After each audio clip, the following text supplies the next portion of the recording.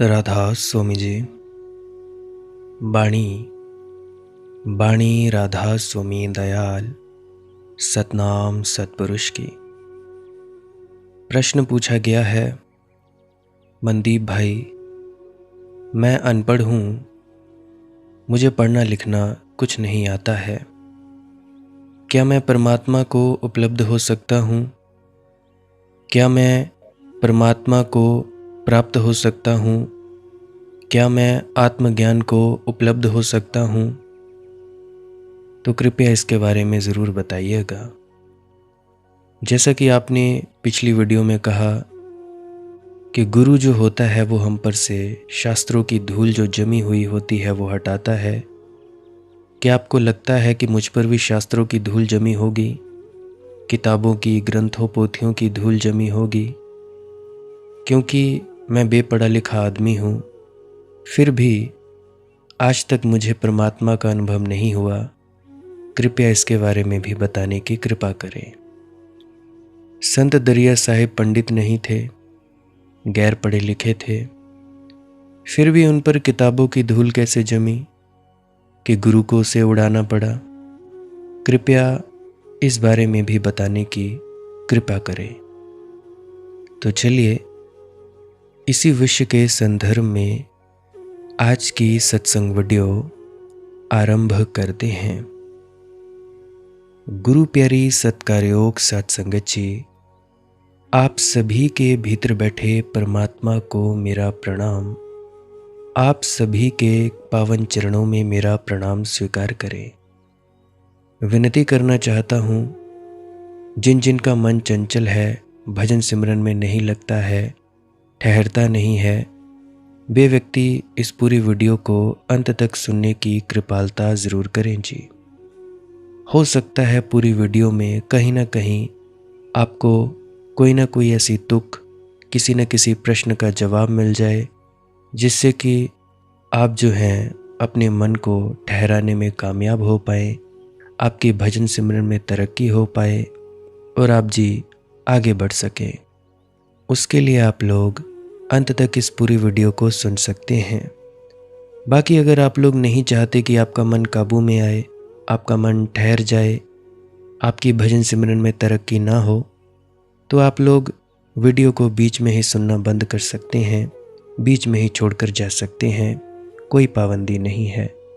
परंतु अगर चाहते हैं कि आपका मन ठहरे तो आप जिस पूरी वीडियो को पूरा सुनने की कृपालता अवश्य करें। तो अभी हम अपने मूल विषय की ओर बढ़ने जा रहे हैं, जो कि है कि गुरु को धूल उड़ानी पड़ी थी संत दरिया के ऊपर से भी। तो यह भी प्रश्न पूछा है कि मैं तो अभी बेपढ़ा लिखा आदमी हूँ, मैंने कोई शास्त्र नहीं पढ़े, फिर भी मुझे परमात्मा की प्राप्ति क्यों नहीं हुई? मेरे मित्र, सबसे पहली बात, ये जन्म ही तुम्हारी सारी कथा नहीं है। इस जन्म के पीछे बहुत जन्मों की धूल है। संत दरिया भी पढ़े लिखे नहीं थे, ये उनके उस जन्म की बात हुई। लेकिन जन्मों जन्मों में ना मालूम कितने कितने शास्त्र जाने होंगे, ना मालूम कितने शब्द सुने होंगे। ऐसा ही मेरे मित्र तुम पर भी लागू होती है बात कि पता नहीं कितने जन्मों जन्मों में तुमने कितने ही शास्त्र, कितने ही शब्द इकट्ठा किए होंगे। अभी जो इस जन्म में तुमने बहुत से सत्संग सुने होंगे, बाबा जी महाराज के, बाबा चरण सिंह जी के, और भी न जाने कई कई संतों के, तो वो भी धूल इकट्ठी हो गई है। तो एक तो जब भी हम एक जन्म की बात कर रहे होते हैं तो भूल मत जाना कि इस जन्म के पीछे कतार है, पंक्तिबद्ध जन्म खड़े हैं, परत पर परत संस्कारों की है। तो छोटा सा बच्चा भी पूरा पूरा निर्दोष थोड़े ही होता है। सब तरह के दोष भीतर इकट्ठे पड़े हैं, समय पाकर प्रकट होंगे। अभी बीज रूप हैं तो दिखाई नहीं पड़ते, जब अंकुरित होंगे और शाखाएं और पत्ते फैलेंगे तब दिखाई पड़ेंगे। छोटे से छोटा बच्चा भी जिसकी आंख में अभी कोई धूल नहीं दिखाई पड़ती, वह भी बड़ी आंधियां लिए बैठा है। बड़ी आंधियां भीतर तैयार हो रही हैं। अभी आंख खाली मालूम पड़ती है, अभी पर्दा खाली मालूम पड़ता है। तैयार हो रहा है, जल्दी हमले शुरू हो जाएंगे। उसके भीतर छिपे हुए संस्कारों की भीड़ प्रकट होगी।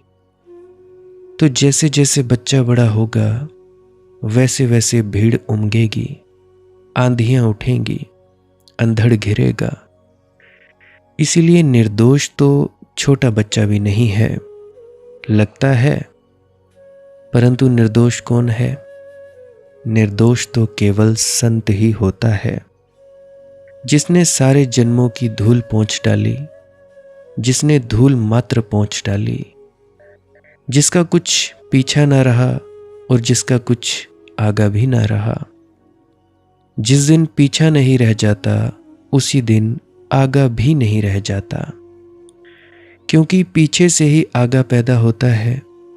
अतीत ही भविष्य का निर्माता है, निर्णयता है। अतीत ही भविष्य की कुंजी है। तुम जो रहे हो पहले और तुमने जो संग्रहित कर लिया है, वही तुम्हारे भविष्य को भी प्रभावित करता रहेगा। जिस दिन अतीत से पूरा छुटकारा हो जाता है, उसी दिन व्यक्ति भविष्य से भी छूट गया। तो जिस दिन पुराने सारे संस्कारों की धूल विदा हो जाती है, उसी दिन करने को कुछ भी नहीं बचता है, शीशा खाली हो जाता है। इसको भी हम ठीक ठीक बचपन कहते हैं। संत ही बालक होता है, बालक बालक नहीं है। बालक तो केवल बड़े होने की तैयारियां हैं। बालक तो प्रतीक्षा कर रहा है कि कब तैयार हो जाए, कब कूद पड़े संसार में। बालक तो संसार के किनारे खड़ा प्रशिक्षण ले रहा है संसार का। पूरी तरह से ऑब्जर्व करता है, सीखता है। अब देखो, तुम्हारे बच्चे तुम जैसे ही हैं। जैसा तुम व्यवहार करते हो, वैसा ही तुम्हारे बच्चे व्यवहार करते हैं। तुम्हारे बच्चों से पता चल जाता है कि तुम लोगों ने कैसे उन्हें संस्कार दिए होंगे। वो कहावत है, माँ बाप की पहचान उसके बच्चों से, बच्चों की पहचान उनके माँ बाप से। जैसे माँ बाप होंगे, वैसे ही बच्चे होंगे। जैसे बच्चे होंगे, वैसे ही कुछ कुछ मिलते जुलते माँ बाप भी होंगे। अब पूरे पूरे तो बच्चे माँ बाप जैसे नहीं होते, क्योंकि बाहरी संस्कार, अब ज़रूरी थोड़े ना कि वो परिवार में ही रहेगा। परिवार से बाहर भी जाएगा, खेलेगा, कूदेगा, स्कूल भी जाएगा, और उसके बाद अपने मामा के घर जाएगा, रिश्तेदारों के घर जाएगा। वहाँ से भी संस्कार नाना प्रकार के इकट्ठे कर लेगा। तो जो बच्चा होता है, वो संसार के किनारे खड़ा होकर प्रशिक्षण ले रहा होता है संसार का। जो संसार में उतर चुका, बहुत बार उतर चुका, ऊब चुका, हार चुका, हताश हो चुका, जिसने देख लिया संसार सब कानों से, सब तरफ से पहचान लिया और पाया कि व्यर्थ है, कूड़ा करकट है, सोना इसमें है नहीं, हीरे यहाँ पाए ही नहीं जाते। जिसने असफलता को परिपूर्णता से पहचान लिया, जिसकी हार आखिरी हो गई, वह आदमी संसार की आंधियों के बाहर निकल आता है। केवल वही, तब सच्चे अर्थों में वह आदमी बच्चा हुआ।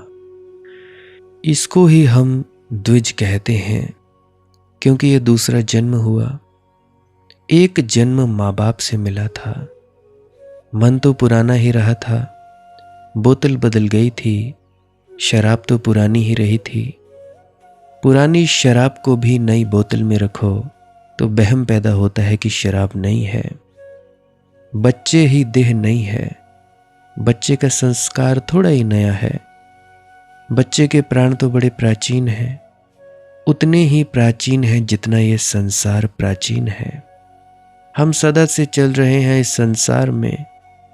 हमने नामालूम कितनी यात्राएं की हैं, हमने नामालूम कितने कितने मार्गों पर भीख मांगी है और हमने नामालूम कितने कितने दुख झेले हैं, कितने विषाद पाए हैं, कितनी चिंताओं से गुजरे हैं। और हमने बहुत बार शास्त्र भी पढ़े हैं, अगर खुद भी ना पढ़े हों तो सुने हैं। और शास्त्र तो हवा में तैर रहे हैं, कोई पढ़ा लिखा होना थोड़ी ज़रूरी है। शास्त्रों की धूल तो हवाओं में उड़ रही है, शब्द तो हवा में तैर रहे हैं। संस्कार को पकड़ने के लिए पढ़ना लिखना ही थोड़ी आवश्यक है। संसार से मुक्त होने के लिए दूसरे से मुक्त होना ज़रूरी है। सिर्फ किताबों से मुक्त होने से न चलेगा। लोगों की बात तो सुनते हो, अब बच्चा बड़ा होगा तो माँ बाप की बात सुनेगा, परिवार की बात तो सुनेगा, आस पड़ोस की बात, खबरें तो सुनेगा, मंदिरों मस्जिदों का घंटा नाद तो सुनेगा। मैं बचपन में छोटा था तो हमारे घर में गुरबानी लगाई जाती थी। पुराने डेक हुआ करते थे, कैसेट वाले, रील वाले, गुरबानी चला करती थी। तो मैंने तब ही गुरबानी सुनी। तो मंदिर में होती पूजा तो दिखेगा बच्चा, पंडित दोहराएगा शास्त्र, तोते गुनगुनाएंगे शास्त्र और बच्चा सुनेगा। संस्कार पढ़ने लगे। पढ़ने से थोड़े ही संस्कार पढ़ते हैं। अगर पढ़ने से ही संस्कार पढ़ते होते तो गैर पढ़े लिखे तो सभी मुक्त हो जाते। जैसा कि अभी भाई ने प्रश्न पूछा, अनपढ़ तो सभी मुक्त हो जाते, क्यों नहीं हुए? अनपढ़ ही संस्कार इकट्ठे करता है। उसके संस्कार इकट्ठे करने के ढंग जरा पुराने ढंग के हैं। वह नए ढंग से इकट्ठा नहीं करता, निजी ढंग से शास्त्रों में नहीं जाता। कोई दूसरा शास्त्रों में गया है उसी को सुन लेता है। तो पहली बात, एक जन्म के पीछे अनंत जन्मों का जो जीवन है वो कतारबद्ध है। दूसरी बात, अगर ना भी पढ़े लिखे हो कुछ भेद नहीं पड़ता, अनपढ़ भी हो तो कुछ भेद नहीं पड़ता। शास्त्र तो सब तरफ तैर रहे हैं, उनकी गूंज हो रही है। मस्जिद के पास निकलोगे तो अल्लाह का नाम सुनाई पड़ जाएगा। मंदिर के पास से निकलोगे तो राम का नाम सुनाई पड़ जाएगा। सत्संग सेंटर के पास से निकलोगे तो राधा स्वामी सुनने को मिल जाएगा। सुन लिया कि संस्कार बना। माँ को पूजा करते देखोगे, पिता को पूजा करते देखोगे, झुकते देखोगे कहीं मंदिर में। संस्कार बहुत बहुत रूपों में चारों तरफ से आते हैं।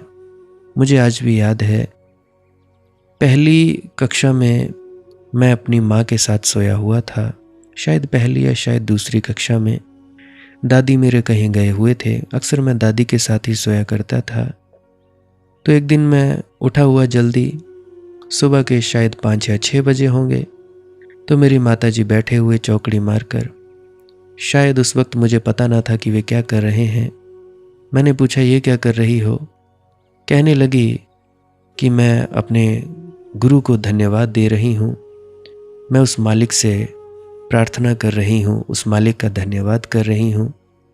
मैंने कहा कि क्या जो उससे मांगो मिल जाता है? कहने लगी हाँ। मैंने कहा फिर मैं क्या करूँ? कहने लगी कुछ मत कर, तू बस बैठ जा। मैं बैठ गया। माँ को देखा मैं बैठ गया, और मालूम मैंने क्या मांगा?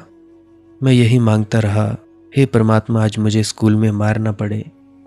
मुझे रोज़ मार पड़ती है, बेफालतू में मार पड़ती है, क्योंकि नीची जाति में पैदा होने का यही कष्ट था। बिना मतलब के भी मार तो पड़ ही जाती थी। तो मैं यही प्रार्थना करता। मेरा संस्कार बन गया। मेरे चाचा जी को नामदान मिला था शायद 5वीं कक्षा में। 4थी में शादी हुई थी उनकी, जब मैं 4थी में था। तो उसके बाद उनकी शादी हुई थी।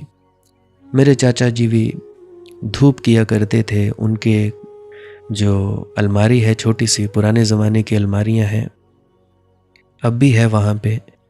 तो उसमें फ़ोटो रखी होती थी, शिव की, माता की, गणेश जी की, ब्रह्मा की।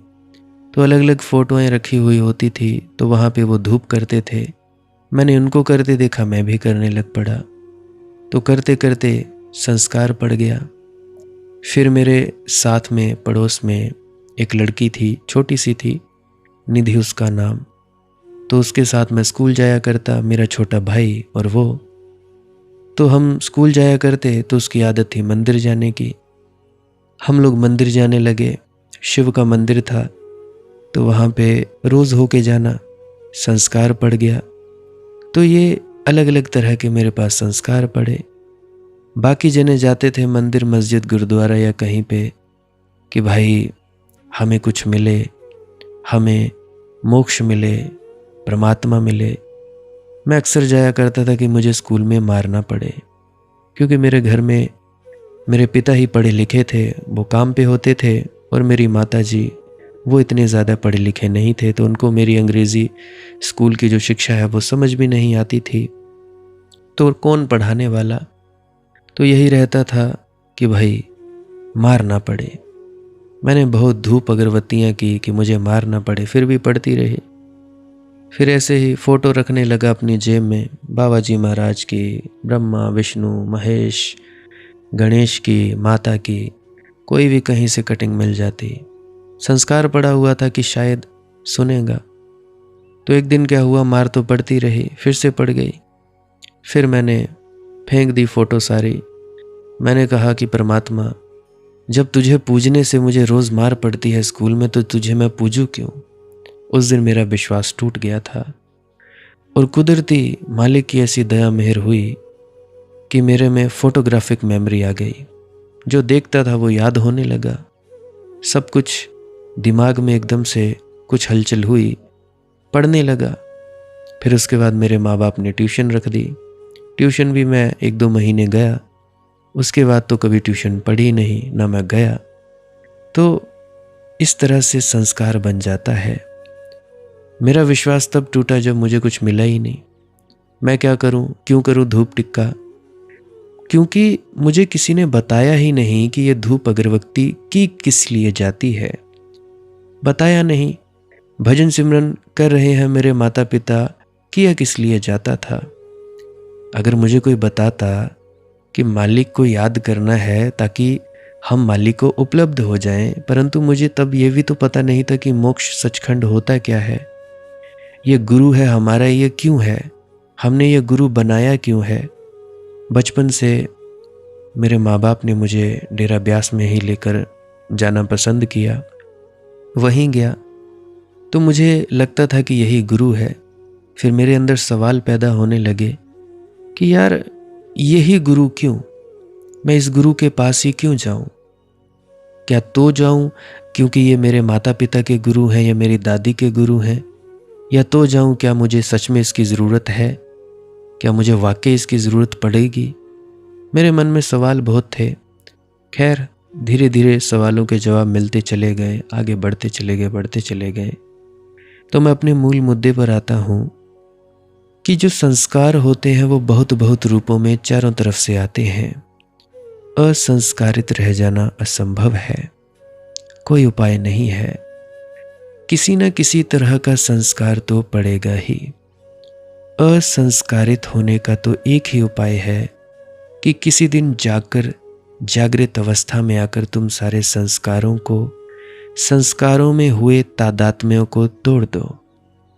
जितने भी तुम्हारे संस्कार हैं, जो भी तुम कर्म करते हो, काम करते हो, चाय पीने का अलग संस्कार है, कॉफ़ी पीने का अलग संस्कार है, वासना का अलग संस्कार है, यदि तुम पोर्नोग्राफिक फिल्म देखते हो इसका अलग संस्कार है, सीरियल देखते हो सास बहू वाले इसका अलग संस्कार है।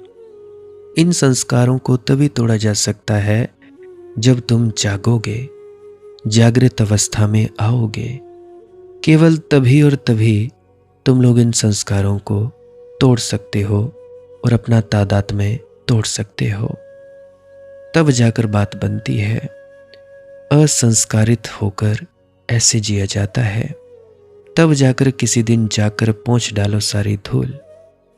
सोए सोए तो धूल इकट्ठा होती ही है। ऐसा मत सोचना कि हम सोए होते हैं तो कैसे धूल इकट्ठा होगी। सपने में धूल उड़ती रहेगी। रात तुम सो जाओ तो भी हवा में धूल है, तुम्हारे कपड़ों पर जमती रहेगी। सुबह तुम पाओगे कपड़े थोड़े गंदे हो गए, तुम तो सोए ही रहे थे, तुमने कुछ भी ना किया था, उछल कूद न मचाई थी, धूल तो चल रही है।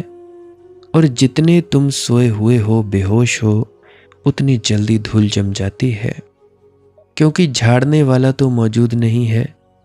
जागो तो झाड़ने वाला तैयार हो जाता है। प्रति पल पड़ती धूल को झाड़ता जाता है। कोई भी व्यक्ति जो जागा हुआ होता है वह इकट्ठी नहीं होने देता, बहुत पत्ते इकट्ठे नहीं होने देता। वह जो संत दरिया ने कहा कि शास्त्रों की जो धूल मुझ पर जमी थी, गुरु ने एक फूंक मार दी, एक शब्द से सब उड़ गई। अब क्या अर्थ होगा इसका? इतने संस्कारों की पुरानी और एक शब्द से उड़ गई। ऐसी धूल चंचती नहीं बात। यहां तो कहते हैं जन्मों जन्मों की मल लागी, काला होया स्या। गणित की नहीं मालूम होती, बेबूझ लगती है, लेकिन जरा भी बेबूझ नहीं है, गणित की है। अब जैसे कि किसी कमरे में 1000 साल से अंधेरा हो और तुम दिया ले आओ, टॉर्च ले आओ, मोबाइल की बैटरी जगा लो, मोबाइल की फ्लैश लाइट, तो क्या तुम सोचते हो कि अंधेरा कहेगा अजी मैं 1000 साल पुराना हूं, इतनी आसानी से हटूंगा नहीं। 1000 साल पुराने हो कि करोड़ साल पुराने हो, इससे क्या फर्क पड़ता है? आया दिया, आई रोशनी की, गया अंधेरा, आते ही गया। एक क्षण भी झिझक नहीं सकता, एक क्षण भी ये नहीं कह सकता कि मैं कोई नया वासी नहीं हूं इस कमरे का। कोई ऐसा नहीं कि कल ही रात आकर ठहर गया हूं। यह कोई धर्मशाला नहीं है, ये मेरा घर है। यहां मैं हजारों करोड़ों सालों से रहा हूं, और ऐसे तुम आ जाओ और मुझे अलग कर दो, ये नहीं चलेगा। नहीं, अंधेरा कुछ भी नहीं कर सकता। अंधेरा नपुंसक है, बल ही नहीं है अंधेरे में। अंधेरा का कोई अस्तित्व ही नहीं है। जरा सी किरण, दिए का जरा सी लपट, और बड़े पुराने से पुराने अंधेरे को तोड़ देती है। ऐसा ही होता है गुरु के पास। वह सच की जो छोटी सी किरण है पर्याप्त है सारे शास्त्रों की धूल को झाड़ देने के लिए। क्यों पर्याप्त है? क्योंकि जो तुमने शब्द से पकड़ा है, सुनकर पकड़ा है, वह तुम्हारा तो नहीं है। जो तुम्हारा नहीं है वह झूठ है। अब मुझे इसे दोहराने दो। अब इस बात को बड़े ध्यान से सुनना। तुम इस बात को गांठ बांध लेना, जो तुम्हारा नहीं है वह झूठ है। झूठ का कोई और अर्थ नहीं होता। झूठ का यह अर्थ नहीं होता कि तुम जो कह रहे हो वह झूठ है। वह हो सकता है कि झूठ ना हो, क्योंकि वही किसी संत ने कहा हो, लेकिन जब संत ने कहा था तो सच था, जब तुमने दोहराया तो झूठ हो गया। बाबा जी तो कहते हैं कर्मों अपनो अपनी के नेड़े के दूर। सभी को अपना अपना कर्म भुगतना पड़ता है। किसी संत के मुख से आए शब्द, परंतु वही शब्द तुमने दोहराए, कर्मों अपनो अपनी के नेड़े के दूर, झूठ हो गया। क्यों? क्योंकि तुमने दोहराया। तुम्हारा दोहराना तो तोता रटंत है। ऐसे ही तो ये सभी सत्संग करता करते हैं, ये पाठी करते हैं। वही तोता रटंत बातें अपनी जिंदगी में लागू नहीं करते। इनकी जिंदगियों से लगता नहीं कि इनकी जिंदगियों में कोई शांति होगी। ये जो बोल रहे हैं यहाँ स्टेज पर बैठकर, इनकी जिंदगी भी वैसी की वैसी ही होगी। कोई कह नहीं सकता। हालांकि कुछ देखते भी होंगे। ये स्टेज पर चढ़कर कहते क्या हैं और इनके घरों में इनका हाल क्या है। तो मैंने क्या कहा, जब किसी संत ने कोई बात कही तो वह सच, जब तुमने उसे दोहराया बिना अनुभव किए तो झूठ हो जाती है। तुम्हारा दोहराना तोता रटंत है। तोता रटंत में कैसे सच हो सकता है, बताओ जरा। अब संत दरिया ने कुछ कहा, वह सच है। कहा दिया। अब तो शब्द तुम्हें मालूम है, तुम याद कर लो। संत दरिया के जो पद है कंठस्थ कर लो। इधर बड़े बड़े मूढ़ हैं जिन्होंने वेदों को कंठस्थ कर लिया है।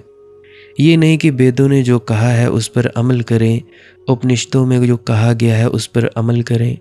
बड़े बड़े ऐसे मूर्ख हैं जिन्होंने भगवत गीता को याद कर लिया है। ये नहीं कि श्री कृष्ण का जो उपदेश था अर्जुन को वो पूरी दुनिया के लिए था, उस पर अमल करें। ये नहीं करते, बस याद करते हैं। ये नहीं कि स्वामी जी महाराज की जो वाणी है उसको तुम अप्लाई करो, अमल में लाओ। नहीं, ऐसा नहीं करते, परंतु याद कर लेते हो। याद करने से क्या होता है? मुझे बात याद आती है, अभी 3-4 दिन पहले मैं अपने भाई के साथ ब्लड टेस्ट करवाने जा रहा था, तो वापसी में उनको थोड़ा कुछ काम था, तो मैं एक क्लिप सुन रहा था महाराज चरण सिंह जी की। वो फरमा रहे थे कि पढ़ने पढ़ाने में मुक्ति कहाँ।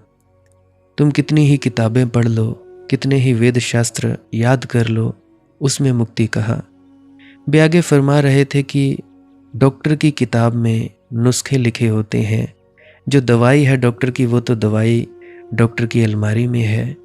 तुम कितना ही उन किताबों को पढ़ते जाओ, पढ़ते जाओ, पढ़ते जाओ, तो किताबों को पढ़ने से तुम्हारी बीमारी नहीं मिटेगी, तुम डॉक्टर नहीं बन जाओगे। तुम उस किताब के नुस्खे के द्वारा, लिखे गए नुस्खे के द्वारा दवाई लोगे, तब तुम ठीक हो जाओगे। तो पढ़ने पढ़ाने से कोई फ़ायदा नहीं है। यही बात वे कह रहे थे महाराज चरण सिंह जी। तो अब जैसे संत दरिया ने कुछ कहा, मैंने कुछ कहा, कह दिया, तुम याद कर लो। याद करने से क्या होता है? अमल नहीं किया कोई फ़ायदा नहीं। अमला उत्ते होड़ नवेड़े, खड़ी रहनगियाँ जाता। तुम लोग सुन लेते हो, अमल में नहीं लाते। रोज़ रोज़ वही वही प्रश्न, वही वही बातें। मनदीप बेटा ऐसा हो गया, मनदीप बेटा वैसा हो गया। चलो ठीक है, तुम्हारा दिल कर रहा है मुझसे बात करने का, उसमें कोई दिक्कत नहीं है, कर जाता है। जैसे अपने बेटों से बात करने का दिल कर ही जाता है, माँओं का कर ही जाता है, पिताओं का कर जाता है बात करने का, चलो उसमें कोई दिक्कत नहीं है। पर दिक्कत इसमें है, तुम लोग वही वही प्रश्न पूछते हो जिनको मैं 1000 बार उत्तर दे चुका होता हूँ। और तुम खुद कहते हो कि हम सुन रहे हैं इतने इतने सालों से। कोई कहता है मैं 1.5 साल से सुन रहा हूँ, कोई कहता है मैं 2 साल से सुन रहा हूँ। इन सालों में अगर तुम लोगों ने मुझे सुना तो तुम लोगों को तो मेरे साथ जुड़ जाना चाहिए था। अगर मेरे साथ जुड़ जाते, मेरी बातों को अमल में लाने लगते, तो तुम ऑटोमेटिकली अपने गुरु से जुड़ जाते। अपने गुरु से जुड़ जाते, तुम्हारा काम बन जाता। मुझसे जुड़े कि अपने गुरु से जुड़े, क्या फ़र्क पड़ता है? बात तो एक ही है। नीली मोमबत्ती से जुड़े कि पीली मोमबत्ती से जुड़े, क्या फ़र्क पड़ता है? नीली मोमबत्ती से रोशनी ले रहे हो कि पीली से ले रहे हो। परंतु मैं इसकी भी कोई मनाही नहीं देता, तुमने नीली मोमबत्ती से ही चिपकना है, कोई दिक्कत नहीं है। मकसद रोशनी से है, रोशनी से हमें, अंधेरे में प्रकाश से मकसद है। तो मेरा यही मकसद होता है कि तुम लोग अपने अपने गुरु की बात मानो, उसके साथ जुड़ जाओ। उसमें अगर तुम्हारी समझ में कोई दिक्कत परेशानी हो तो उसके लिए तुम मुझसे पूछो कि बेटा मेरे गुरुदेव ऐसा कहते हैं, तो मैंने ये समझा, क्या मैंने ठीक समझा? तब तो मैं कहूँ कि हाँ आपने बिल्कुल ठीक समझा, आप ठीक जा रहे हो। परंतु ये बात शोभा नहीं देती कि बार बार वही वही बात पूछी जाए। चलो पूछने में कोई दिक्कत नहीं है, परंतु उससे ये पता लगता है कि आप लोग झूठ बोलते हो। तो झूठ नहीं हमें बोलना चाहिए। सबसे पहली राह ही संत मत में सच की है। सच्चे हो जाओ, ईमानदार हो जाओ। दुनिया तुम्हें जो मर्जी बोले, दुनिया तुम्हें जितना मर्जी झूठा बोले, दुनिया तुम्हें जितना मर्जी बदनाम कर दे, दुनिया के सामने सच्चे नहीं होना है। सच्चे होना है अपने मालिक के सामने। ईमानदार रहना है अपने मालिक के सामने कि कल को अगर हमारा सामना हो गया अपने आपे से, उस विराट से, तो उसके सामने तो हम नज़रें झुकाए होकर सामने खड़े ना हो, हमारी नज़रें सीधी हों या हमारी नज़रें शर्म से न झुकी हों। तो सबसे पहले सच्चे होना सीखो। सत्य, अहिंसा, सच्चे हो जाओ, ईमानदार हो जाओ। ये 2 चीज़ें ही अपना लोगे तब भी तुम लोगों का कल्याण हो जाएगा। याद करने से क्या होगा? मेरी बातों को याद करते जाओ। और अगर ऐसा ही रहा, तुम लोग मेरी बातों को भी दोहराने लगे, तो ऐसा हो सकता है कि कल को मैं पूरी की पूरी वीडियोस डिलीट करता जाऊं। हर दिन नई वीडियो डालूं और अगले दिन जैसे ही नई वीडियो डले, पिछली को मैं डिलीट करता जाऊं। मैं ऐसे भी कर सकता हूं, क्योंकि अथॉरिटी मेरी है। मुझे किसी को बताना नहीं कि मैं करूं या ना करूं। बोला है तो मैं डिलीट कर दूंगा। अगर आप लोग ऐसे करने लगे, याद नहीं करना है, अमल में लाना है। तो मैंने क्या कहा? संत दरिया ने कहा कुछ, वो है सच। कह दिया, तुमने याद कर लिया। अब तुमने उसको याद कर लिया। हो सकता है तुम्हारा जो कंठ है वो संत दरिया से बेहतर हो सकता है तुम संत दरिया से ज़्यादा शुद्ध भाषा का उच्चार कर सको। हो सकता है दरिया भी तुम्हारे सामने शब्द दोहराएं तो तुम्हारा शब्द ज़्यादा बलशाली मालूम पड़े। तो अंधों की इस दुनिया में बड़ी अड़चन है। यहाँ कभी कभी तो झूठ बड़ा बलशाली मालूम पड़ता है, क्योंकि झूठ 1000 तर्क जुड़ा लेता है। कभी कभी सच यहाँ बिल्कुल ही शक्तिहीन मालूम पड़ता है। मेरे साथ ऐसा बहुत बार हुआ है। कभी कभी मैंने कुछ काम किया भी नहीं होता था, फिर भी मेरे माता पिता मुझे ही डांटते थे कि तूने ही किया होगा, चाहे दूसरे की गलती हो, तूने ही किया होगा। तो मैं ये अनुभव से कह रहा हूँ कि सच यहाँ बिल्कुल ही शक्तिहीन मालूम पड़ता है कभी कभी, क्योंकि सच तर्क तो जुटाता नहीं, सच कोई प्रमाण तो इकट्ठे नहीं करता। सच तो बड़ा नंगा होता है, नग्न होता है। आभूषण भी नहीं होते, वस्त्र भी नहीं होते, सजावट भी नहीं होती। और तुम आभूषण, वस्त्रों और सजावटों में इतने उलझ गए हो कि जब कोई सत्य नग्न खड़ा हो जाए तो तुम पहचान ही न सकोगे। मैंने सुना है 2 छोटे बच्चे एक न्यूडिस्ट कैंप के पास से निकल रहे थे। नंगों की बस्ती थी, तो दीवार से झांककर दीवार में छेद थे, छोटा सा छेद। उसमें से दोनों ने भीतर देखा, वहां सभी लोग नंगे, स्त्रियां भी नग्न, पुरुष भी नग्न। दोनों छोटे छोटे बच्चे होंगे 6-7 साल के। अपना पीछे जो बस्ता होता है, बैग है, बैग लटकाए स्कूल से लौटते थे। दोनों बड़े विचार में पड़ गए कि कौन स्त्री है कौन पुरुष, क्योंकि उन्होंने कभी नंगे स्त्री और नंगे पुरुष देखे ही नहीं थे। वे तो एक ही फर्क जानते थे कि साड़ी पहनी हो तो स्त्री, सलवार कमीज पहनी हो तो स्त्री, साड़ी न पहनी हो तो पुरुष। आज बड़ी मुश्किल में पड़ गए।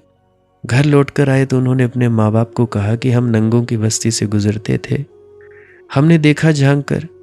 तो माँ ने पूछा कि कौन थे वहां, आदमी थे कि औरतें? उन्होंने कहा अब हम कैसे बताएं, वस्त्र तो पहने नहीं थे। उन बच्चों की बात समझे क्या आप? बच्चों की पहचान तो वस्त्रों की पहचान है, मगर तुम्हारी पहचान भी वस्त्रों से ज्यादा कहाँ है? सत्य अगर नग्न खड़ा होगा तुम लोग न पहचान सकोगे। तुम लोग फूल को फूल की तरह पहचान नहीं सकते। फूल जैसे ही देखते हो तो मन में आते हैं गुलाब, गेंदा, ये लाल फूल, ये पीला फूल, बड़ा सुगंधित बदबूदार फूल, ऐसा ही आता है ना। तुम तो सत्य के वस्त्र पहनाते हो।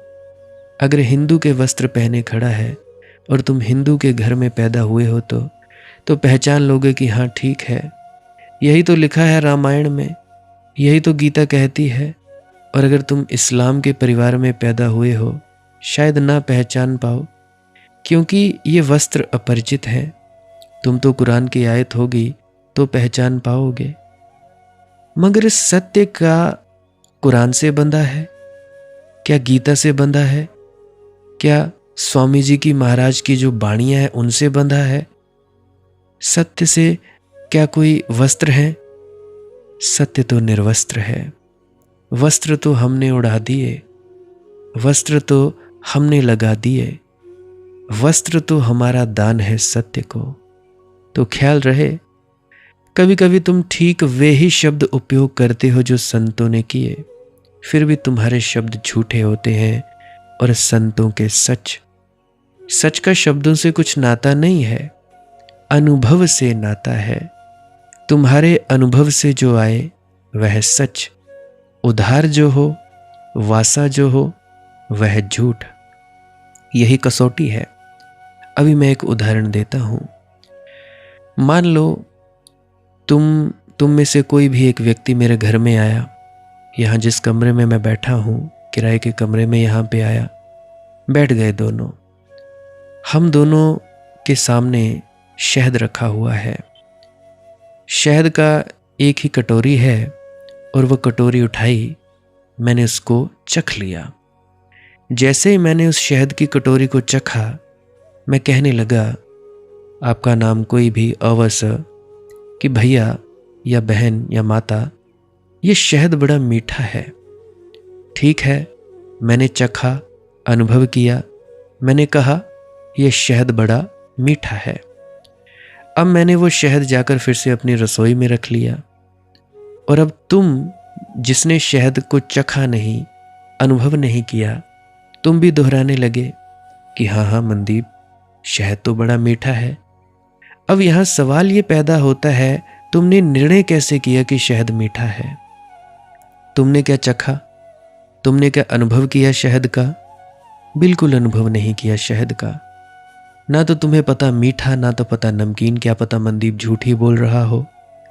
तो इस तरह से हमारे सारे सत्य और झूठ हैं। अब जैसे मैंने चखा, मैंने चख कर कहा कि भैया ये शहद बड़ा मीठा है, परंतु अगर वही तुमने कहा कि हाँ मनदीप भाई, शहद बड़ा मीठा है, तो ये झूठ है। झूठ क्यों? क्योंकि तुम्हारे अनुभव से नहीं आया। तो मेरे समझाने का क्या मतलब? तुम्हारे अनुभव से जो आए, तुम्हारे चखने से जो आए, वह सत्य। उधार जो हो, वासा जो हो, वह झूठ। यही कसौटी है।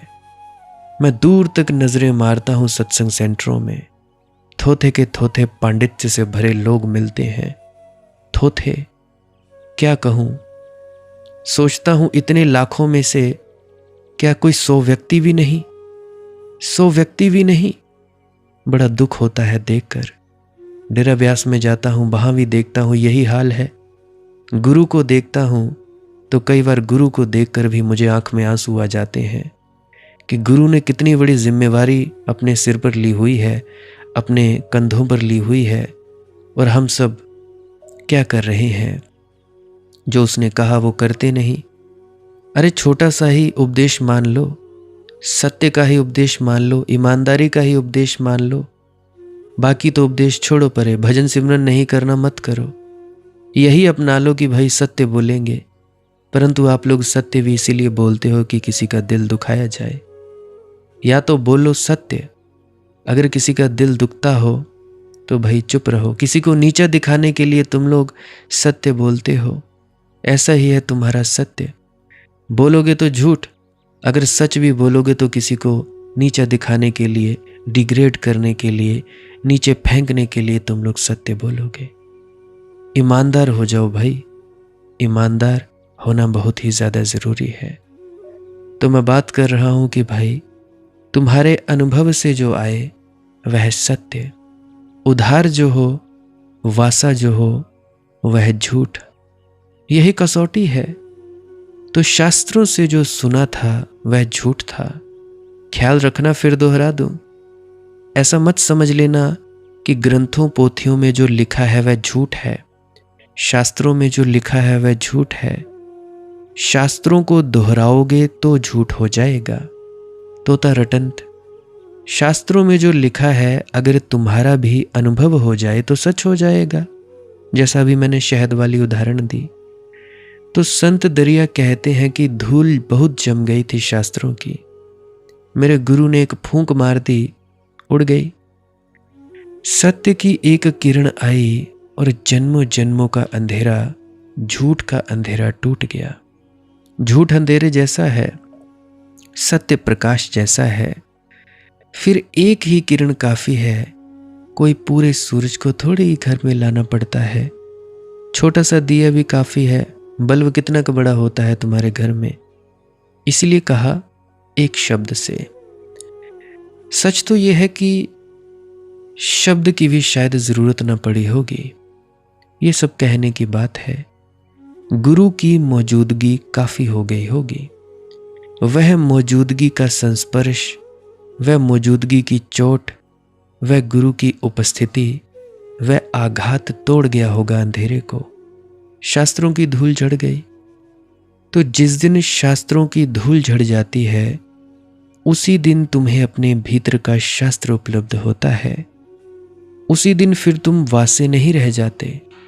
अब तुम स्वयं जानते हो। अब ये बातें तुम्हारी मान्यता की नहीं है।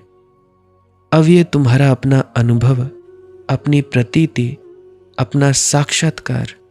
अब तुम स्वयं गवाह हो। अब जैसे फिर से मैं वही उदाहरण को ले आऊं कि फ्रिज से मैंने फिर से वो कटोरी निकाली, तुम्हें दी, तुमने चखी। जब तुमने चखी फिर तुम कहोगे कि हाँ हाँ वाकई मनदीप, शहद मीठा है। अब तुम स्वयं गवाह हो। अब तुम ये ना कहोगे गीता कहती है इसीलिए सच। अब तुम कहोगे मैं कहता हूं। अब तुम इसीलिए नहीं कहोगे सच कि कुरान में लिखा है। अब तुम कहोगे कि वह कुरान सच है क्योंकि मेरे अनुभव में आ गया है। अब तुम ये नहीं कहोगे कि भैया स्वामी जी की, महाराज की जो वाणी है उसमें लिखा है। अब तुम कहोगे मेरे अनुभव में आ गया है, तब सच है। कुरान प्रथम था, तुम द्वितीय थे। अब तुम प्रथम हुए, कुरान द्वितीय हुआ, तो वाणियां द्वितीय हो गई। जिस दिन शास्त्र नंबर 2 हो जाता है, जिस दिन तुम नंबर 1 हो जाते हो, जिस दिन तुम अपनी छाती पर रखकर कह सकते हो कि ये मेरा अनुभव, जिस दिन तुम कह सकते हो कि मैंने भी जाना जो शास्त्र में लिखा है, उस दिन शास्त्र को पकड़े रहने की कोई जरूरत नहीं रह जाती। क्या जरूरत रही? जिसके पास अपनी अनुभूति की संपदा है वह शास्त्र को भूल जाए। अब उदाहरण के लिए गूगल मैप तुमने खोला। गूगल मैप में रास्ता है कि हिमाचल से दिल्ली को कैसे जाया जाता है। गूगल मैप का सहारा लेकर शास्त्र है, तुम चले गए। अब एक बार तुमने गूगल मैप के जरिए चले गए, 1 बार 2 बार 3 बार, अब तुम्हारा अनुभव हो गया। अब जब तुम जाने लगे तो तुम्हें गूगल मैप की जरूरत क्या रही? शास्त्र की जरूरत नहीं रही। अब तुम्हारी स्वयं की अनुभूति है। और मजा यह है कि जो शास्त्र को भूल सकता है वही शास्त्र का सबसे बड़ा व्याख्याकार है। यह विरोधाभास है। जो शास्त्र की धूल से मुक्त हो गया वही शास्त्रज्ञ है। उसने ही जाना, उसने ही पहचाना। वही जो कहेगा फिर शास्त्र बन जाएगा। तो संत दरिया की वाणी शास्त्र बन गई। धूल झाड़ दी गुरु ने दरिया की, और दरिया की वाणी शास्त्र बनी। समझने की बात इतनी ही है, शास्त्रों में जो लिखा है, जिन्होंने लिखा था सच ही जानकर लिखा था। लेकिन लिखे हुए को जब तुम मान लेते हो तो तुम्हारे पास आकर सब झूठ हो जाता है। मैंने प्रेम किया, मैंने प्रेम जाना, मैंने तुमसे प्रेम की बात कही। तुमने ना कभी प्रेम किया, ना कभी प्रेम जाना। बात सुनी, पकड़ ली, दोहराने लगे। तुम्हारे लिए बात ये सब झूठी झूठी है, थोथी, उथली उथली है। तुम स्वयं उसके गवाह नहीं हो। आंख देखी नहीं है, कानों सुनी है। कानों सुनी सो झूठ, अपनी देखी हो। बाबा कबीर भी कहते हैं, तुम कहते कागद की लेखी, मैं कहता आंखन देखी। और यहाँ कुछ बाबा कबीर के ही, कबीर पंथी कहलाने वाले ही अपने गुरु के नाम पर ये कहते हैं कि ये शास्त्र प्रमाणित भक्ति है। बड़ी अजीब बात है। उनके गुरु कबीर जी ये कहते हैं कि तुम कहते कागद की लेखी, और वो उन्हीं की बात नहीं मान रहे। बड़ी अजीब बात है। चलो, अपनी अपनी मौज है, अपनी अपनी ढोलकी है, अपने अपने नगारे हैं, बजाते रहो। तो हम दृष्टा को मूल्य देते हैं, देखने वाले को, श्रोता को नहीं। अब हम देखने वाले को क्यों मूल्य देते हैं? सोचा कभी? आंख से देखी हो, परमात्मा आंख के सामने देखा गया हो, कानों से सुना गया हो, फिर किसी की कही हुई बात अफवाह है। कौन जाने ठीक हो, कौन जाने ना ठीक हो, भरोसे की बात है। जब तुम किसी पर भरोसा करते हो तो ये कभी पूर्ण श्रद्धा तो हो नहीं सकती। जैसे कि बाबा जी महाराज ने एक बार फरमाया कि अभी मैं अपने यहाँ पे स्टेज पे गुड़ रख दूँ तो आप कह दोगे कि हाँ मेरी इज्जत रखने के लिए मीठा है, परंतु फिर भी डाउट तो रहेगा ना कि क्या पता खट्टा हो। मेरी इज्जत मान सम्मान रखने के लिए कह दोगे कि जी मीठा है, परंतु अंदर तो श्रद्धा पूर्ण नहीं बनती जब तक चखे ना, बिन चाखे साध ना आवे। तो जब तुम किसी पर भरोसा करते हो तो ये कभी पूर्ण श्रद्धा तो हो ही नहीं सकती। पूर्ण श्रद्धा तो सिर्फ अपने ही अनुभव पर होती है, निज अनुभव पर होती है। दूसरे पर तो थोड़ा ना बहुत शक बना ही रहता है कि कौन जाने, आदमी तो भला है, भरोसे योग्य है, न चोरी की कभी, न किसी को धोखा दिया है, न बेईमानी की है, तो ठीक ही कहता होगा। मगर कौन जाने, ये भी तो हो सकता है कि खुद ही ये बहम में पड़ गया हो, झूठ भी कहता हो मगर खुद ही भ्रम में पड़ गया हो, स्टेज पर बैठकर बोल रहा हो, खुद ही धोखा खा गया हो। ये भी तो हो सकता है, क्योंकि मृग मरीचिकाएं भी तो ऐसी होती हैं। हो सकता है। कब तक? जब तक तुम्हारा अपना अनुभव ना हो। रेगिस्तान से एक आदमी आए, सच्चरित्र, सब तरह से परखा जोखा, और कहे कि मैंने एक वहां पे मरुद्यान देखा, दूर मैंने एक बड़ा हरा भरा वन देखा। इसकी बात झूठ नहीं होगी, क्योंकि ये झूठ बोलने का आदि नहीं है। तुम मान ले सकते हो, ठीक कहता है, लेकिन दूर देखा मरुद्यान हो सकता है, मृग मरीचिका रही हो, मरीचिका भी होती है। फिर जो आदमी आज तक झूठ नहीं बोला वह आज झूठ बोल सकता है। ऐसी अड़चन क्या है? जो आज तक झूठ बोलता रहा वह आज सच बोल सकता है। एक पल में तो रूपांतरण हो सकते हैं। कहावत है, हर संत का अतीत है, हर पापी का भविष्य। और जो आदमी आज तक झूठ बोला है कभी सच बोल ही ना सके, फिर तो कोई आशा ना रही, फिर तो कोई संभावना ना रही। जो आदमी आज तक पाप ही करता रहा है, हत्यारा है, झूठा है, चोर है, बेईमान है, वह भी तो किसी दिन बाल्या भील की तरह वाल्मीकि बन सकता है। कौन जाने। जो आदमी बिल्कुल झूठ बोलता रहा हो वह आज सच बोल रहा हो। कौन जाने, क्योंकि संत भी भ्रष्ट हो जाते हैं, पतित हो जाते हैं। योग भ्रष्ट शब्द है हमारे पास। गिर जाते हैं ऊंचाइयों से। सच तो ये है, जो ऊंचाइयों पर होता है वही गिर सकता है, जो निचाइयों पर होता है वह गिरेगा कैसे। इसलिए भोग भ्रष्ट शब्द हमारे पास नहीं है, योग भ्रष्ट है। भोगी तो कैसे भ्रष्ट होगा, कहाँ भ्रष्ट होगा। अब गिरने को और जगह कहाँ है, गिरा ही हुआ है। आखिरी जगह तो पहले से ही है, अब इसके पार और कहाँ गिरेगा। स्वर्ग से लोग गिरते हैं, नरक से नहीं गिरते। नरक से कहाँ गिरेंगे, नरक से गिरे तो सौभाग्य, क्योंकि नरक से गिरेंगे तो कहीं ना कहीं ऊपर ही गिरेंगे, नीचे तो बचा ही नहीं कुछ। तो जो आदमी आज तक सच्चा था, ईमानदार था, सब तरह से ठीक था, वह आज झूठ हो सकता है। भरोसा कैसे करोगे दूसरे पर भैया। और फिर शास्त्र जिसने लिखा हो वह कब हुआ इसका भी पता नहीं, कौन था इसका भी पता नहीं। किसी जानने वाले ने लिखा कि दूसरों के उधार उच्छिट को इकट्ठा करके लिख दिया। सभी किताबें अनुभव से तो नहीं लिखी जा सकती। 100 में से एक आध किताब कभी अनुभव से लिखी जाती है। 99 किताबें तो सब उधार और बासी होती हैं। कैसे भरोसा करोगे। इसीलिए डाउट तो बना ही रहेगा, संदेह तो बना ही रहेगा। अनुभव से ही जाता है संदेह समग्रीभूत। जब तक चाखा नहीं, बिन चाखे साध ना आवे। और जब तुम्हें अपने पर अनुभव आ जाता है अपने पर भरोसा आ जाता है, अपने में प्रतीति हो जाती है, उस दिन तुम्हारे लिए सारे शास्त्रों में ध्यान रखना, सारे शास्त्रों में। फिर ऐसा नहीं कि हिंदू शास्त्र ठीक हो गए और जैन शास्त्र गलत हो गए और मुसलमान शास्त्र गलत हो गए, या स्वामी जी की वाणी ठीक हो गई और बाकी गलत हो गए ना। जिस दिन तुम्हें अपना अनुभव होता है, उस दिन तुम पाते हो कि अल्लाह के नाम से जिसको पुकारा गया है वह यही है, और राम के नाम से जिसको पुकारा गया है वह भी यही है, राधा स्वामी के नाम से जिसको पुकारा गया है वह भी यही है, निरंकार के नाम से पुकारा गया है वह भी यही है। उस दिन सारे शास्त्र, सारे पृथ्वी के शास्त्र सच हो जाते हैं।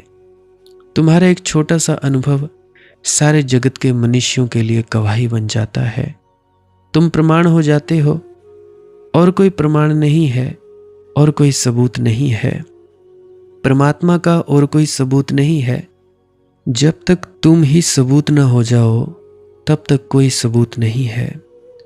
रामकृष्ण से किसी ने पूछा कि आप ईश्वर का कोई प्रमाण दें, कोई सबूत दें। रामकृष्ण ने कहा कि मैं मौजूद हूं, तुम देखो मेरी आंखों में, तुम पकड़ो मेरा हाथ, तुम नाचो मेरे साथ, तुम बैठो प्रार्थना में मेरे पास, मैं मौजूद हूं।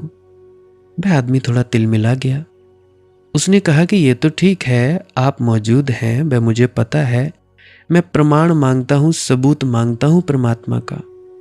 अब और क्या प्रमाण हो सकता है? रामकृष्ण कहते हैं, झांको मेरी आंखों में, पकड़ो मेरा हाथ, चलो मेरे साथ, उठो बैठो मेरे पास, डूबो, मैं प्रमाण हूं। लेकिन वह आदमी तो राजी नहीं होता। वह कहता है, हम प्रमाण मांगने आए हैं, आपको थोड़े ही मांगते हैं, आपसे क्या होता है? मैं कहता हूं ये अंधा आदमी है। रामकृष्ण का जवाब एकमात्र जवाब है, और जवाब हो भी नहीं सकता। तुम प्रमाण हो सकते हो, तुम प्रमाण दे नहीं सकते। जिस दिन शास्त्रों की धूल झड़ गई होगी संत दरिया की, उसी दिन दरिया स्वयं शास्त्र बने। उस दिन उनकी वीणा, जो वाणी है, वीणा तो बजी, वाणी वेद हो गई। उस दिन उनकी वाणी में उपनिषद का सार आ गया। उस दिन उनकी वाणी में कुरान का गीत आ गया। ये मुसलमान, लेकिन उस दिन से फिर ना मुसलमान रहे ना हिंदू रहे। उस दिन से वे बस धार्मिक हो गए। धार्मिक आदमी ना हिंदू होता, ना मुसलमान होता, ना ईसाई, ना राधा स्वामी, ना गैर राधा स्वामी, ना निरंकारी, ना कबीरपंथी, ना आर्य समाजी। धार्मिक आदमी तो बस धार्मिक होता है, और सारे जगत की संपदा उसकी अपनी होती है। तो मेरे मित्र, तुम वे पढ़े लिखे हो, मेरे ख्याल से तुमने मेरी दृष्टि से यह जान लिया होगा कि आज तक तुम क्यों नहीं पहुंच पाए हो, क्योंकि अब भी तुमने किसी की सुनी सुनाई बातों को इकट्ठा कर लिया है। उनको छोड़ो, खाली हो जाओ। खाली होना ही एकमात्र रास्ता है। जैसे जैसे भीतर डूबते जाओगे, खाली होते जाओगे, तरह तरह के नाना प्रकार के विचार आएंगे, पता नहीं क्या क्या आता जाएगा। वासना भी आएगी, क्रोध भी आएगा, लालच भी आएगा, और भी न जाने क्या क्या आएगा। अगर पैसा कमाना चाहते हो, ध्यान में डूबो। पैसे कमाने के भी तुम लोगों को अलग अलग रास्ते आएंगे। जैसे ही रास्ता मिले, आँख खोल लेना और कॉपी पे लिख लेना, नहीं तो बाद में भूल जाएगा। पैसा कमाना हो या परमात्मा की तरफ बढ़ना हो, फिर तो कुछ मत करो। घर परिवार के झगड़े सुलझाने हो, फिर भी तुम्हारे अंदर से सॉल्यूशन, समाधान निकलते चले जाएंगे। बस बैठना सीखो। मैं कहता हूँ, कोई भी व्यक्ति जितना मर्जी दुखी है, कुछ भी समस्या है, बस आंख बंद करके ध्यान में डूब जाए। अपने आप ही समस्याओं के हल मिलने लगेंगे। अपने आप ही तुम्हें जो चाहिए वो मिलने ही लगेगा। देर अवेर या तो तुम्हें प्रश्न का जवाब मिलेगा, या तो कोई ना कोई रास्ता निकल ही आएगा। मालिक तुम्हारे साथ रोज बातें करता है, तुम उसकी बात सुनते नहीं। क्या करें? बाहर मुखी हो गए हो, तो इसलिए अंतर्मुखी हो जाओ, बाहर खाली हो जाओ। तो ध्यान के वक्त इसकी चिंता मत किया करो कि विचार बहुत आते हैं, मन तंग करता है। जी, तुम्हारा काम है सिर्फ बैठना। तुम्हारा काम है सिर्फ कुछ ना करने के लिए बैठना या लेटना, और कुछ मत करो। और एक मुझे बात याद आती है, विनती है। कोई राम स्वरूप के नाम के व्यक्ति हैं, वो हर तीसरे दिन कह रहे हैं कि माता जी बात करना चाहती हैं, तो मेरी विनती है कृपया करके कमेंट में अपना नंबर लिख दीजिएगा। मैं खुद ही आपको कॉल कर लूँगा, क्योंकि मैंने आपको काफ़ी रिप्लाई दिए, नंबर भेजा, तो नहीं आप जी देख पाए उसे। चलो कोई बात नहीं, तो आप जी ही अपना नंबर दे देना, विनती है उनसे कमेंट में लिख देना, मैं खुद ही कॉल कर लूँगा। बाकी आज के लिए बस इतना ही। किसी को कोई प्रश्न हो, दुख तकलीफ़ हो, परेशानी हो, तो व्हाट्सएप कर सकते हो 9882558872, 9882558872। विनती है, अगर कोई कॉल करना चाहता है तो दोपहर 2 बजे से लेकर 7 बजे के बीच में करे। एक बार कॉल करे, अगर नहीं उठाया तो दूसरी बार ना करे, अगले दिन करे। ज़्यादा ही इमरजेंसी है व्हाट्सएप पर मैसेज कर दे, मेरी यही विनती है। क्योंकि घर पे काम भी होते हैं और आजकल थोड़ा शरीर अस्वस्थ है, थोड़ा सा शरीर का स्वास्थ्य जल्दी ही ठीक हो जाएगा। तो बोल भी बहुत ही कम पा रहा हूँ, अभी भी 1 घंटा ही हुआ है बोलते बोलते, तो अभी मेरे सांस सूख गए हैं। बाकी मालिक की मौज है, जैसा वो करवाना चाहे करे, ना करवाना चाहे ना करे। मेरी विनती है उनसे भी, राम स्वरूप जी से भी जिन्होंने मैसेज किया, तो भजन सिमरन करते रहें, ध्यान में डूबते रहें, कुछ ना करने में अवश्य बैठते रहें। भजन सिमरन क्या है, इसके बारे में अभी मैं एक क्लिप लगाए दे रहा हूँ, कृपया उसको सुनकर ज़रूर जाइएगा। श्वास क्रिया क्या है, उसके बारे में भी क्लिप लगाई गई है, बीच में ही 6-7 मिनट की होगी, ज़रूर सुन के जाइएगा। जो भी नए पुराने हैं, भूल गए हों, फिर से सुन लेना, कोई दिक्कत की बात नहीं है। आपका बहुत बहुत धन्यवाद। भजन सिमरन क्या है? भजन और सिमरन 2 अंग हैं। सिमरन है कुछ शब्दों का जाप करना जो आपको आपके सद्गुरु द्वारा बताए जाते हैं। कोई भी जाप हो सकता है, कोई भी शब्द हो सकते हैं। करना क्या है, किसी कमरे में बैठ जाइए, या रात को बैठ सकते हैं, सुबह बैठ सकते हैं, या जब भी आपको फुर्सत के लम्हे मिले बैठ सकते हैं। तो जब बैठें तो शरीर को बिना हिलाए डुलाए बैठना है। जो बैठ नहीं सकता तो वो लेट जाए, जो चौकड़ी नहीं मार सकता वो टांगे सीधी कर ले। कोशिश ये रहनी चाहिए कि ज़्यादा से ज़्यादा वक्त शरीर को बिना हिलाए डुलाए बैठा जाए। उसके बाद अपने शब्दों का जाप शुरू कर दें। आंख बंद रखें, आंखों पर ज़्यादा जोर नहीं लगाना है, कोई कष्ट नहीं देना है, नहीं तो सर में दर्द होगा और फिर आप लोगों को परेशानी हो सकती है। तो आपने क्या करना है, चुपचाप शांत होकर बैठे रहना है, शब्दों का जाप शुरू कर देना है। जितनी देर भी आप करना चाहो, आधा घंटा, पौना घंटा, 10 मिनट, 15 मिनट, या जितनी भी आपको आपके सद्गुरु द्वारा दिया गया निर्देश है, जितना निर्देश है उसका पालन कीजिए। और उसके बाद दूसरा स्टेप करना बड़ा ही ज़्यादा ज़रूरी है। वो क्या है, वो उसी अवस्था में बैठे रहें या आसन भी बदल सकते हैं। ये जो शब्दों का जाप होता है ये एकाग्रता के लिए होता है, ताकि मन की एकाग्रता आ जाए। और जब मन की एकाग्रता आ जाए, फिर दूसरा कदम क्या है, धुन सुनने के लिए बैठना। चुपचाप बैठे रहें, आंख बंद है, शब्दों का जाप बंद कर देना है। और अगर कोई भी आपके गुरु महाराज है, उनको आप स्मरण कर रहे थे, याद कर रहे थे, आंखों के सामने शक्ल ला रहे थे, तो उसको लाना बंद कर दीजिए। शब्द धुन सुन रही है तो सुनते रहिए, आंख बंद करके अंधेरे में ही टिके रहें। टिके रहना है और ये इच्छा नहीं करनी है कि कुछ दिखे, कहीं पहुंचा जाए, परमात्मा को पाना है, ये करना है, वो करना है। याद रखें, ना कुछ समझना है, ना कुछ देखना है।